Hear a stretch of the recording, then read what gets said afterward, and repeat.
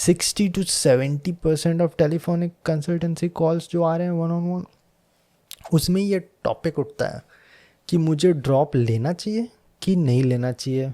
और ड्रॉप का मतलब, क्योंकि हम आज इसी के बारे में बात करने वाले हैं, तो ड्रॉप को डिफ़ाइन कर दें। जहाँ पे तुम एक साल बस बैठ के कम्पिटिटिव एग्जामिनेशन का तैयारी करते हो in most of the cases. कुछ और हो सकता है कि तुम एक साल बैठ के स्टार्टअप कर रहे हो, जो सजेशंस है वो सिमिलर ही रहेंगे, लेकिन बेसिकली तुम अपना करियर ब्रेक कर रहे हो। ठीक, ये एक साल तो काफ़ी कॉमन था सदियों से। लोग आईआईटी जेई के लिए एक साल ड्रॉप लेते थे। उसके बाद गेट एग्जामिनेशन थोड़ा पॉपुलर हो गया 2013-14 में, तो लोग बीटेक के बाद भी एक साल ड्रॉप लेने लगे। जो UPSC civil services engineering services का तैयारी कर रहे थे 1980s 90s से, वो तो ड्रॉप लिया ही करते थे। दिल्ली का मुखर्जी नगर बहुत पहले से ही पॉपुलर है। तो हाँ, ये पैटर्न है इंडिया में कि करियर में एक साल ड्रॉप लेना थोड़ा कॉमन सा है, स्पेशली अगर गवर्नमेंट जॉब का तैयारी करना है तो। लेकिन एक बात लोग भूल जाते हैं कि दुनिया में एक बहुत ही स्ट्रॉन्ग डिमार्केशन है 2020 का, that is pre Covid and post Covid. तो प्री कोविड में हर चीज़ ऑफलाइन था, कोचिंग से लेके तुम्हारा क्लासेस से लेके जॉब इंटरव्यूज़, हर चीज़ ऑफलाइन, तुम्हें इन पर्सन प्रेजेंट रहना था। और कोविड के बाद हर चीज़ ऑनलाइन हो गया, जहाँ पे तुम्हारे क्लासेस ऑनलाइन है, जॉब्स ऑनलाइन है, जॉब इंटरव्यूज़ ऑनलाइन है, कॉलेजेस भी ऑनलाइन हो जा रहे हैं, बहुत सारी चीज़ ऑनलाइन हो जा रहे हैं। ठीक, अब ये ध्यान में रखने की बात है, क्योंकि बहुत सारा चीज़ लॉस हुआ लोगों का कोविड का पैंडमिक के ड्यूरेशन में, लेकिन बहुत सारी चीज़ नए आए जहाँ पे चीज़ों लोगों ने समझा कि ओके ये तो हम गलत कर रहे थे, या फिर इसे बेटर वे में, ज़्यादा कॉस्ट इफ़ेक्टिव वे में किया जा सकता था।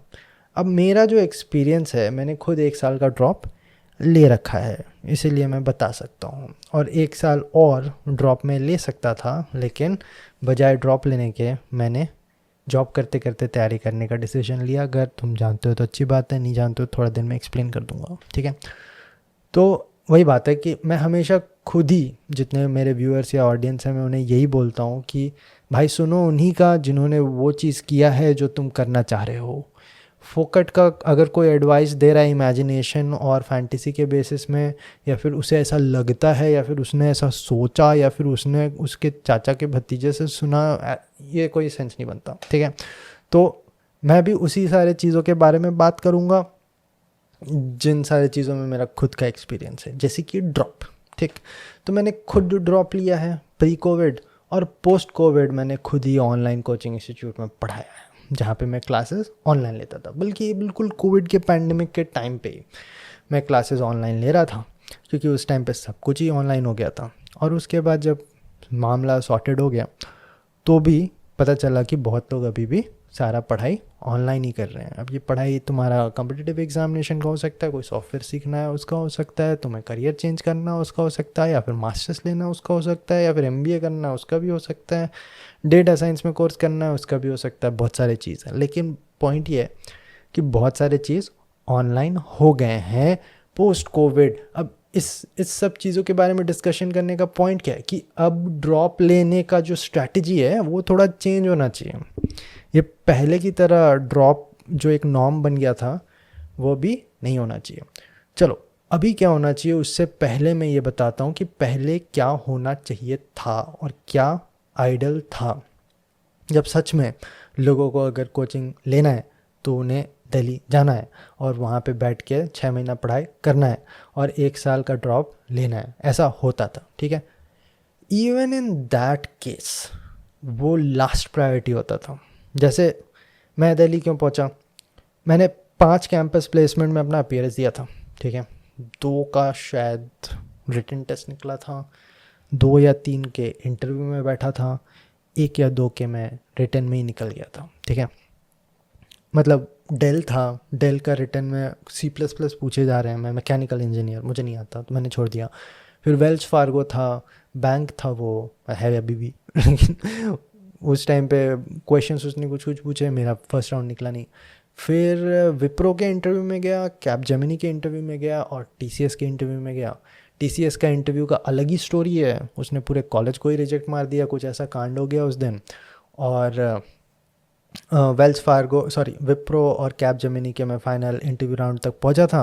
मुझे अभी भी याद है कैपजेमिनी वाले पूछे जा रहे थे कि तुम क्यों करना चाहते हो, तुम पीएसयू के लिए ट्राई करोगे, तुम गेट करोगे या फिर तुम गवर्नमेंट जॉब करोगे। मैंने बहुत सारा झूठ बोलने की कोशिश करी, लेकिन उन्हें मेरी शक्ल पे ही दिखा हुआ था कि मैं क्या करना चाहता हूँ, और उस टाइम पे उन्हें रिजेक्ट मार दिया। विप्रो का अलग ही स्टोरी है, वहाँ तो बेसिकली मेरा सेकेंड राउंड इंटरव्यू हुआ ही नहीं था, ऐसे ही मतलब फर्जी में निकल गया वो, शायद मैं लास्ट ही कैंडिडेट था। तो ऐसा भी होता है कि लास्ट कैंडिडेट जो होते हैं उन्हें इग्नोर किया जाता है। ये मैंने गवर्नमेंट जॉब के इंटरव्यूज़ में भी देखा है, प्राइवेट कैंपस इंटरव्यूज़ में भी देखा है। इसलिए भाई क्विक टिप है, अगर कैंपस इंटरव्यूज़ में बैठ रहे हो और कुछ वहाँ पे तुम्हें दिख रहा है कि धांधली चल रहा है, कि कुछ लोगों का सीनियर जूनियर से कनेक्शन है और पहले लोगों को, अपने दोस्त लोगों को भेजा जा रहा है अंदर, तो ध्यान रखना अगर तुम शाम के 7 बजे पहुँचोगे वहाँ पे और उसका मतलब ऑफिस दुकान बंद करने का टाइम हो गया है इंटरव्यूअर का, तो वो तुम्हें इग्नोर करेगा, या फिर उस टाइम तक उन्हें पता होता है भैया हमारा कोटा पूरा हो गया, 150 लोगों को लेना था, ले लिया, अब इसका हम क्या करें।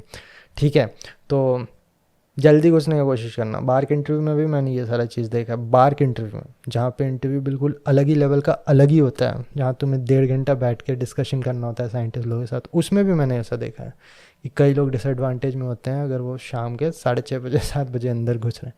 ठीक है, तो ये सारी चीज़ को थोड़ा ध्यान रखना हुआ, थोड़ा तुम्हें ट्राई करना होता है कि लास्ट कैंडिडेट ना बनूँ, कई बार फर्स्ट कैंडिडेट भी ना बनूँ। तो ये सारे क्विक टिप है, बीच बीच में इंटरव्यू टिप्स दे देता हूँ मैं। ठीक है, लेकिन फिर से पॉइंट पे आते हैं कि बैठा तो था मैं 5 इंटरव्यू में जितना हो सकता है। मुझे लगता है एक कंपनी बाद में कुछ सेल्स वाला आया था और इंडियन नेवी आया था, इंडियन आर्मी में भी मैं बैठा था 2 सेमेस्टर पहले। मतलब टोटल 6 जॉब के लिए मैंने अपीयरेंस दिया था। इंडियन आर्मी का मेरा इंटरव्यू भी निकल गया था, एसएसबी फिजिकल के लिए नहीं जा पाया क्योंकि गेट के साथ क्लैश कर रहा था। ठीक है, तो पॉइंट ये है कि मैंने सारे जॉब के लिए ट्राई किया था और उसके बाद कुछ हुआ नहीं।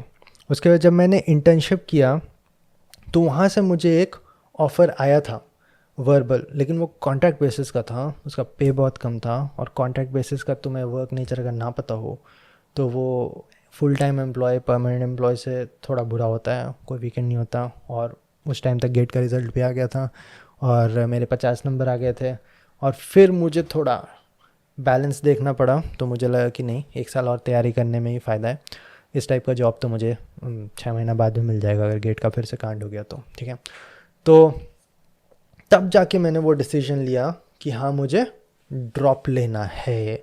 तो कई लोग का बहुत ही नेचर बना रहता है कि तुरंत जज कर ले, तुरंत हाँ मुझे पता है तुम क्या हो, मुझे पता है तुमने ये किया, उसके वजह से मैंने ये किया। ठीक, तो ये चीज़ हमेशा याद रखना कि कई बार तुम वो नहीं भरोसा करते जो सही है, कई बार तुम वो भरोसा करते हो जो तुम भरोसा करना चाहते हो, या फिर तुम्हें सच्चाई उसी में दिखता है जो तुम सच्चाई चाहते हो, जो तुम्हारा एक्सपेक्टेशन है। तो जब ड्रॉप लेने का बात आता है तो it is always a disadvantage to take a drop, और वो इसीलिए क्योंकि तुम्हारा करियर होल्ड पे है। और जैसे जैसे टाइम पार होते जा रहा है, और स्पेशली कोविड में कई लोगों को एक मौका मिल गया, क्योंकि कोविड तो 1-2 साल लोगों को गोल हो गया है ना।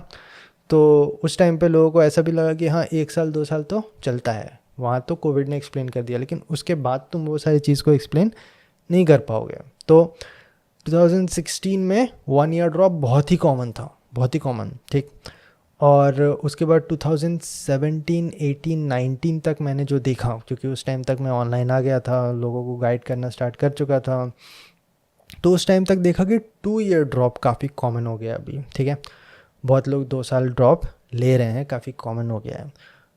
इंजीनियरिंग गेट, इंजीनियरिंग सर्विसेज, ये सब के डोमेन में बता रहा हूँ। यूपीएससी में तो सदियों से 3-4 साल ड्रॉप कॉमन था। ठीक है, तो वो एक एक्सेप्शन एग्ज़ाम है, लेकिन बाकी एग्ज़ाम्स में भी ये कॉमन होने लगा था। एसएससी, जेई, सीजीएल, ये सब के लिए भी ये 2 साल ड्रॉप कॉमन होने लगा था। ठीक है, मेरे खुद के दोस्त ने डीएमआरसी का 2 साल ड्रॉप लेके निकाला था।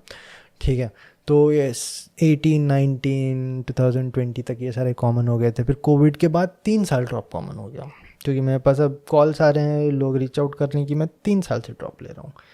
अभी कुछ पिछले 1 महीना, करीब 6 महीना, साल बराबर लोग आए जा रहे हैं जो 4 साल से ड्रॉप लिया हुआ है, ठीक है। तो मैंने बोला ये तो भाई चरम सीमा अब तुम लोग पार किए जा रहे हो, कि मतलब क्या चल रहा है। 4 साल ड्रॉप, मतलब 22 साल में तुमने ग्रेजुएट किया, तुम 26 साल तक एग्ज़ाम ही निकाल रहे हो। ऐसा कौन सा एग्ज़ाम है? 4 साल का तुमने ग्रेजुएशन किया, 4 साल तक तुम एग्ज़ाम ही निकाल रहे हो उस ग्रेजुएशन का डिग्री के बेसिस का जॉब को। भाई वो भी छोड़ो, ग्रेजुएशन के बाद तो कम से कम तुम्हारे पास एक डिग्री है। मैं लोगों को देख रहा हूँ कि सीनियर सेकेंडरी हाई स्कूल के बाद जेई के लिए 3 साल ड्रॉप लिए हुए हैं, नीट के लिए 4 साल ड्रॉप लिए हुए हैं, ठीक है। एक भी साल कट ऑफ नहीं निकल रहा, ठीक है। ऐसा भी नहीं कि इंक्रीमेंट इम्प्रूवमेंट कुछ दिख रहा है, ड्रॉप लिए जा रहे हैं। क्यों? क्योंकि मुझे ये पढ़ना है और मुझे और कुछ भी नहीं पढ़ना, मेरा पैशन है इसमें। करियर कब स्टार्ट करोगे?